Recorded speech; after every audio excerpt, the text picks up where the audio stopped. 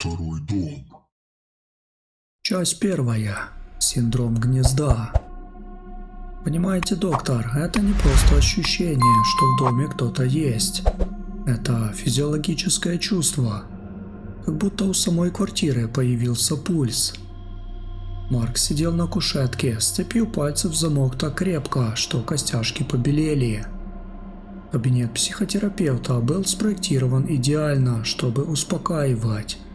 Приглушенный охристый свет, матовые обои цвета сухой глины, глубокие кресла, но Марка трясло.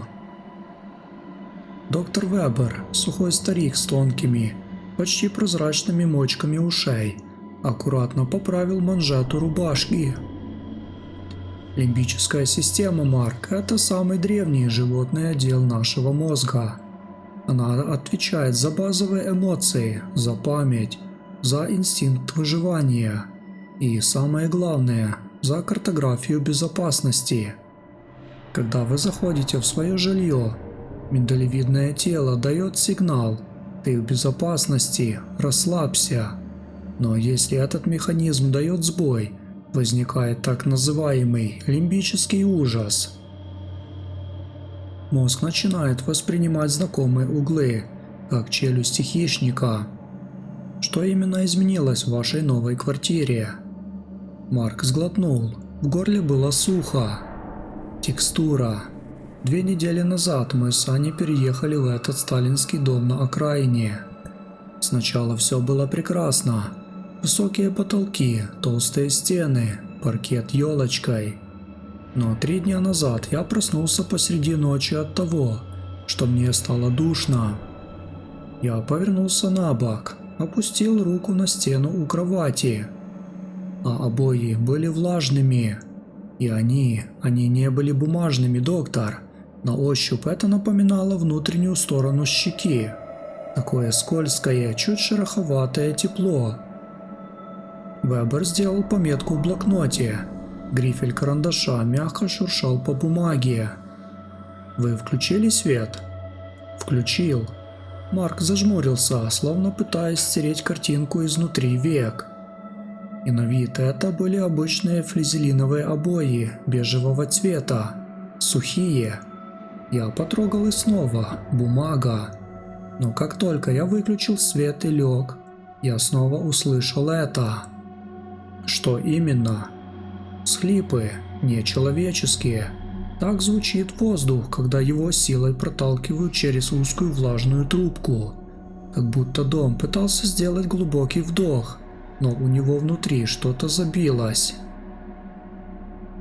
Вебер поднялся, подошел к шкафчику и достал тяжелый флакон из темного стекла.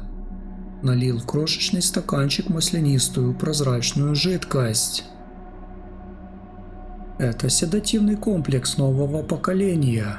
Он блокирует гиперкомпенсацию правого полушария. Ваша работа архитектором истощила вас, Марк. Вы слишком много думаете о пространствах, объемах и геометрии. Ваш мозг просто проецирует профессиональное выгорание на стены. Выпейте это перед сном и помните, дом – это просто кирпич и известка. У него нет биологии. Марк взял стаканчик. Пальцы доктора Вебера были холодными, как речные камни. Часть вторая. Геометрия отторжения.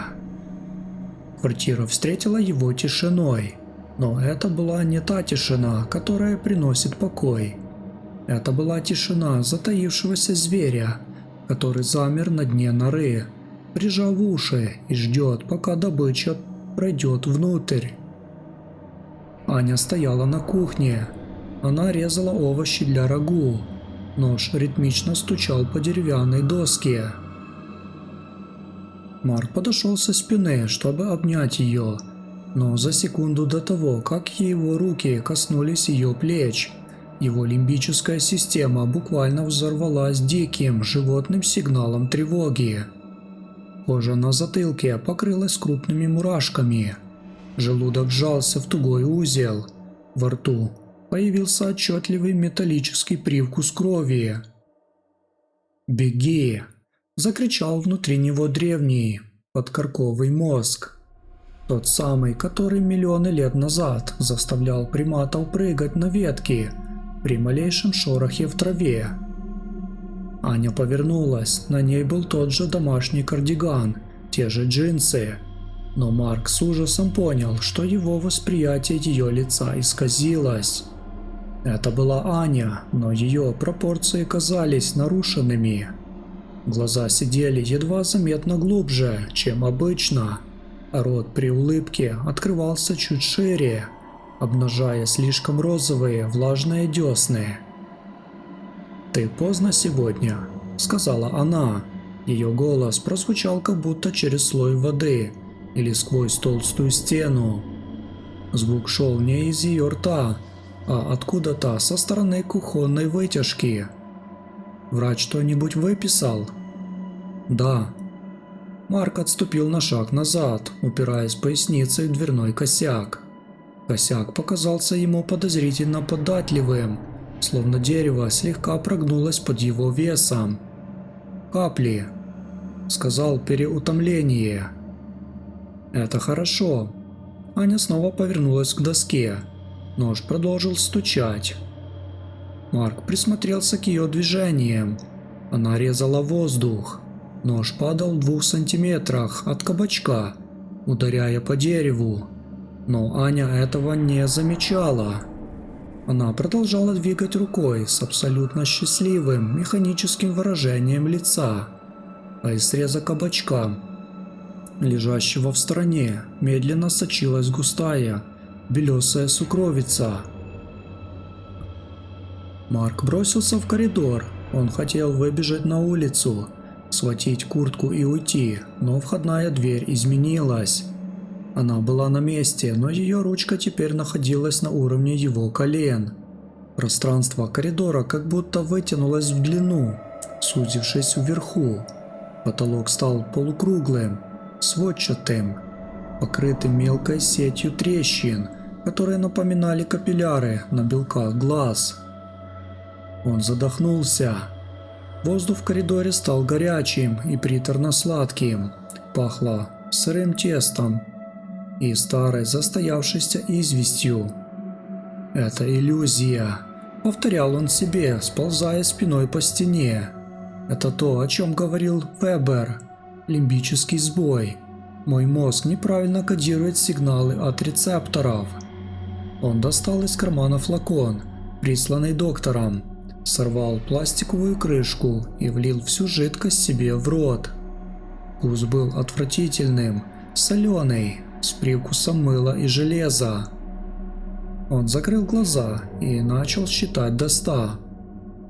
На счете 42 он почувствовал, как пол под ним плавно опустился на несколько сантиметров, словно лифт, а затем мягко пошел вверх, совершая ритмичные волнообразные движения.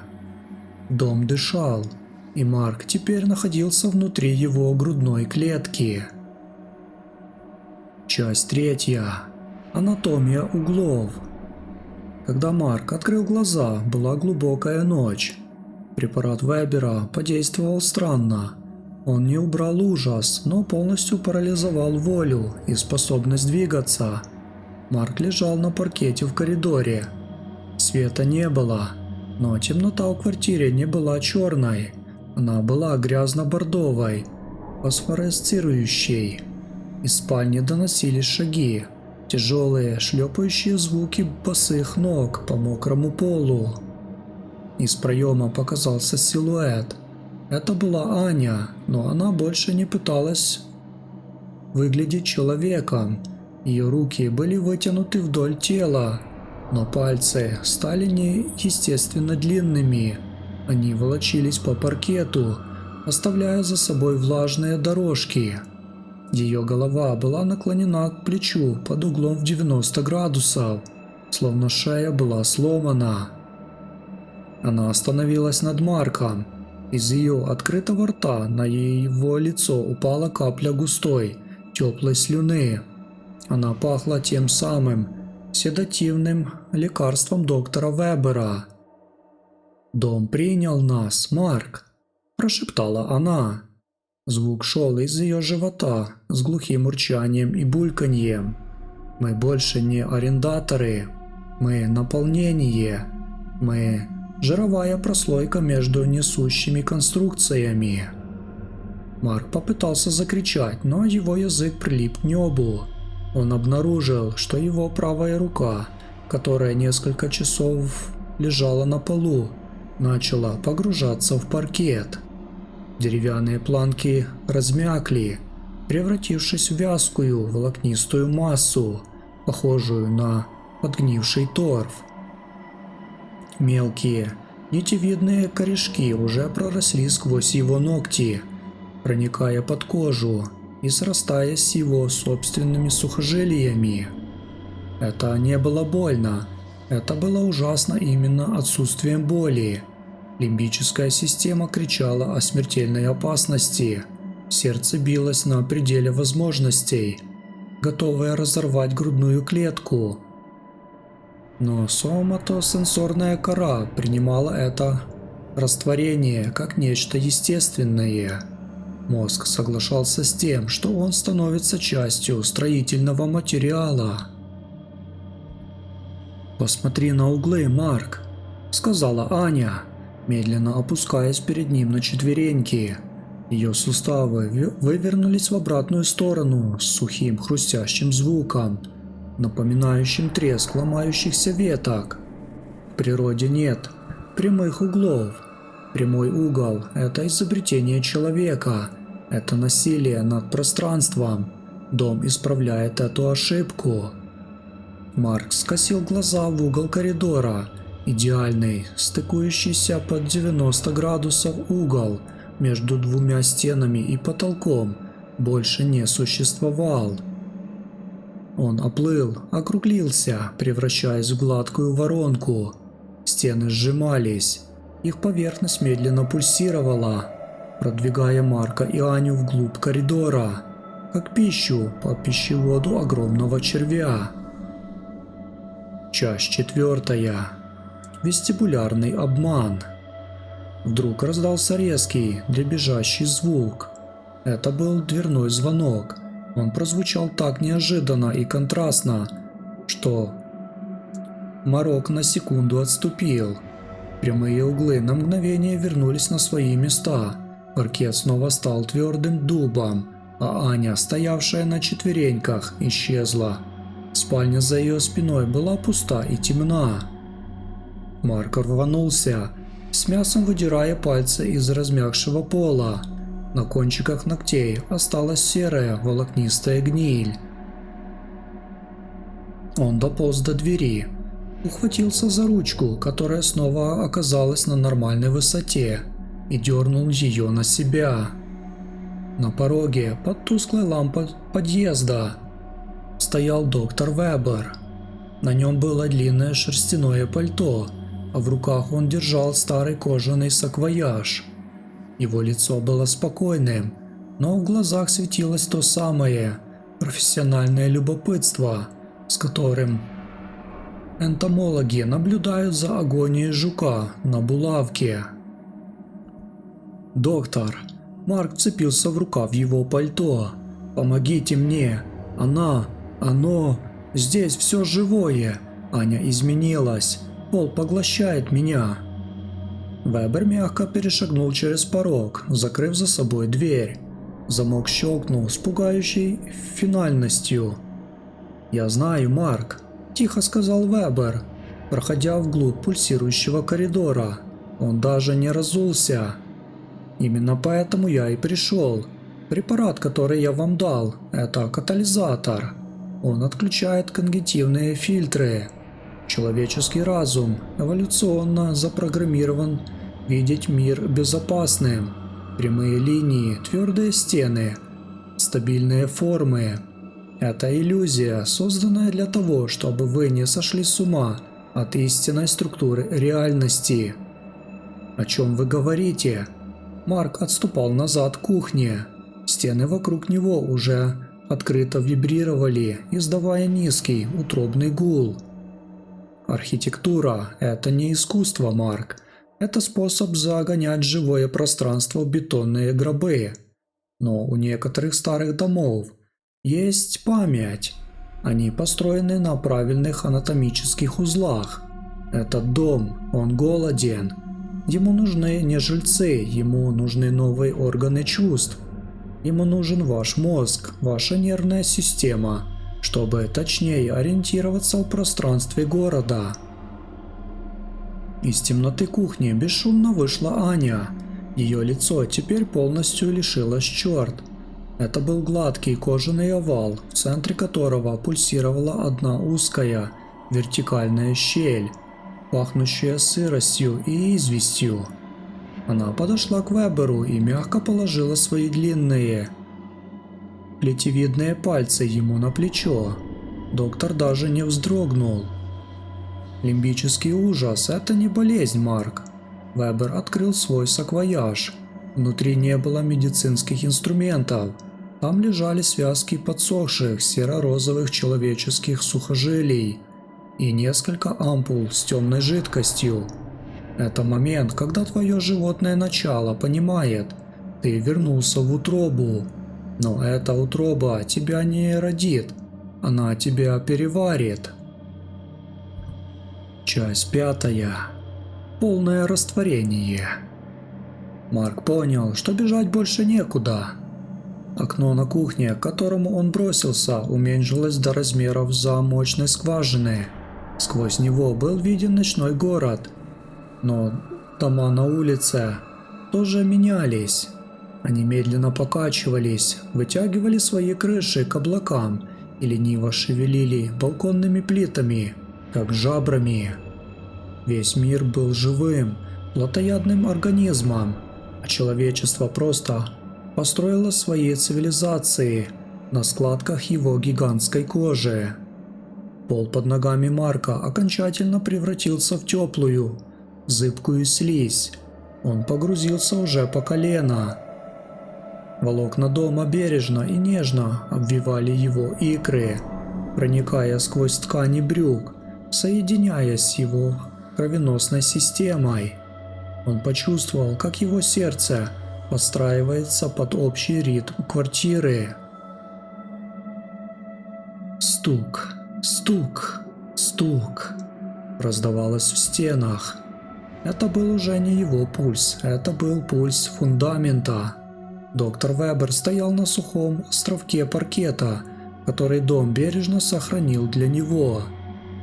«Не бойтесь, Марк!» Его голос доносился изголодавшимся эхом откуда-то из-под потолка. Архитекторы всегда мечтают оставить след в истории. Вы станете частью вечности. Прекрасной, теплой, железобетонной вечности. На следующей неделе сюда заедут новые жильцы, молодая пара, и они будут жаловаться на странный стук в стенах, на то, как ритмично бьется кирпич в углу гостиной. Они будут думать, что это соседи или старые трубы. Марк закрыл глаза. Ужас ушел. Лимбическая система, устав от запредельного стресса, полностью отключилась, погрузив его разум в блаженную теплую апатию. Он чувствовал, как его зрение раздваивается, расстраивается, расширяется до 360 градусов. Он больше не смотрел глазами. Он видел коридор, кухню, подвал, чердак и водопроводные трубы одновременно. Он чувствовал, как по его новым бетонным венам течет ржавая, теплая вода. Он стал домом. Эпилог. Из отчета риэлторского агентства «Квадратный метр» 13 июля 2026 года. Объект по адресу улица Строителей, дом 12, квартира 48. Сдан в долгосрочную аренду молодой семейной паре. Квартира в отличном состоянии. Сталинский неоклассицизм. Предыдущие жильцы съехали внезапно, оставив все вещи и документы. Примечание для осмотра. Новые жильцы отмечают прекрасную звукоизоляцию и необычайное ощущение тепла от стен. Однако зафиксирована одна странность. В углу прихожей обои имеют специфический рельеф, отдаленно напоминающий человеческое лицо в состоянии немого крика. Попытки выровнять стену штукатуркой не увенчались успехом. Материал не сохнет и не сохраняет эластичность, слегка влажную текстуру. Рекомендовано закрыть данный участок встроенным шкафом.